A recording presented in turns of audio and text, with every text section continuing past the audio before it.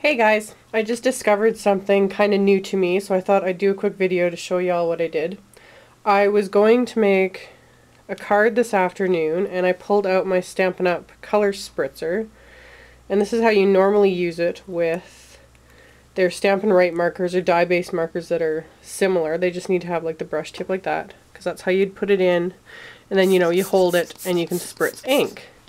Well, I didn't have the specific colors in the Stampin' Up! Markers, so I was curious to see if I could use it with my Copic markers, which are alcohol based.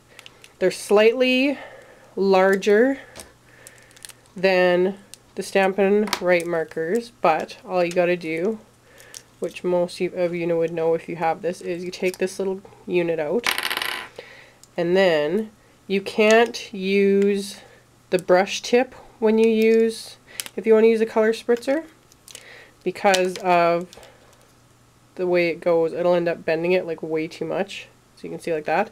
But what you do instead is flip it around and use the chisel end, stick it in like so, and you just line it up so the tip's right on there.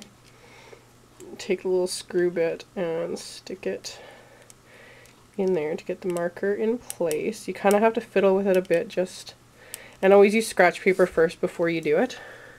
Then you hold it, and there you go. You can actually spritz color using your Copic markers, which I thought was pretty cool. It won't give you the same effect using the actual airbrushes will with the Copics. It gives more of the similar, it just gives the more splatter effect, similar to what the dye ink does. But I thought it totally worked in a pinch, and that's actually what I did on this. I stamped the Stamping Bella image, masked it, then spritzed two different colors with the Copic markers, so that when it was done, I just removed the mask. And of course I colored this before I did the video, but how cool is that? And I also just figured out as well, you can use the sketch markers in here. It's a little more finicky. Here, let me grab a darker one just so you guys can better see what I'm doing. Okay, so same thing. You have to make sure the middle part is pulled out. You pretty much have to unscrew this all the way. Same idea, line up the chisel end. The only thing you have to be careful with this is as you're tightening it, it can slip like right out because it's oval shaped.